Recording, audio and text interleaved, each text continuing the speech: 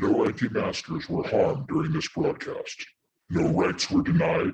No liberties revoked. In fact, several people were spared the possibility of catching COVID-19 because of the mask. Welcome to But Frankly Pierce News. I'm Arthur Fairview. Recently, we reported that the world is beginning to open its doors once again for those who wish to travel. I've been everywhere, man. I've been everywhere, man. We also advised that there may be some restrictions to your travel, some requirements. Mask. Apparently, some of you weren't listening.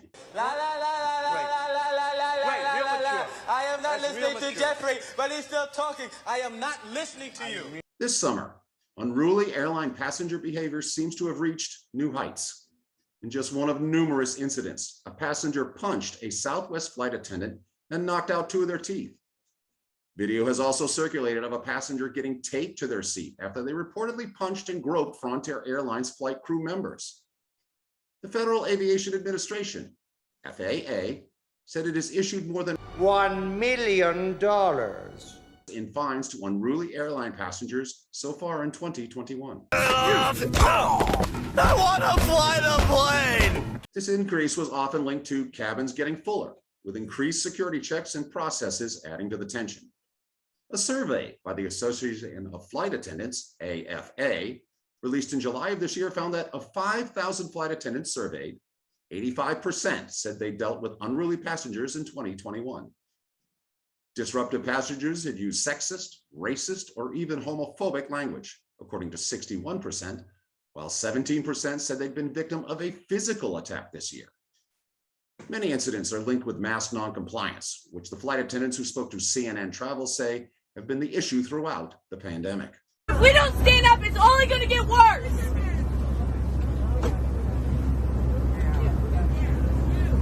Get her off. That's it. That's it. Get off. We got it. We got it. Stay here.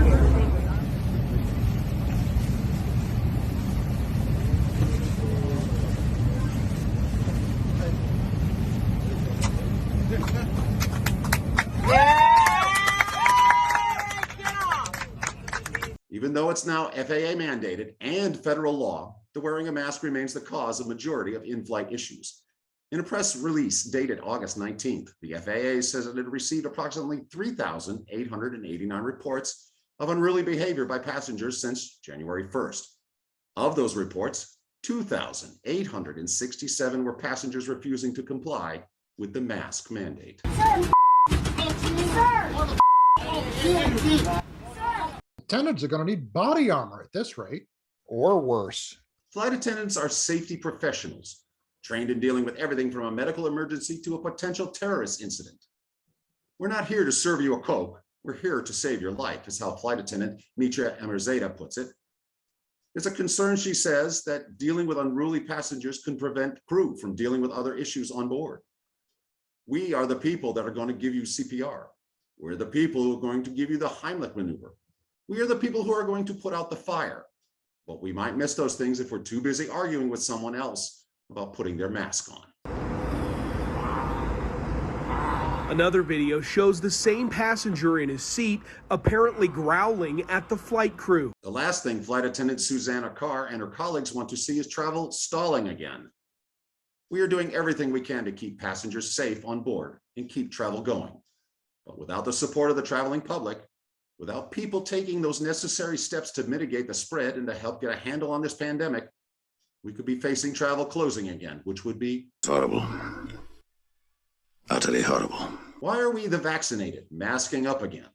Why did the promise of being able to gather by July 4th not end up as planned? I blame the unvaccinated. I blame the people who listen to political idiots instead of their doctors.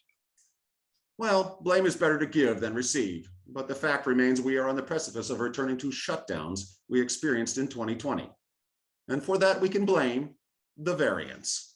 Now you dog-blasted, ornery, no-account, long-eared varmint! Actually, it's not varmint, it's variant. Technically, variants, plural. And they are the cause for this delay in our return to normalcy. Now, initially, all we had to contend with was Alpha. Alpha, can you hear me? Alpha. Alpha, do you copy? No, not that Alpha. Alpha? I am not Alpha. He is. Oh. Alpha was awful. It forced us to shut down. People lost jobs. Toilet paper and hand sanitizer became highly sought after items. Some people hoarded and offered to sell them at 4 to 5 times the regular price. Ah, the American way. And we begged for a vaccine, waited with bated breath until it was ready, stood in really long lines to get this miracle. Then something amazing happened.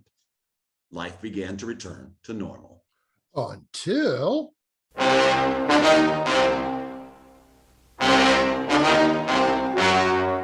along came Delta. And a whole lot of trouble.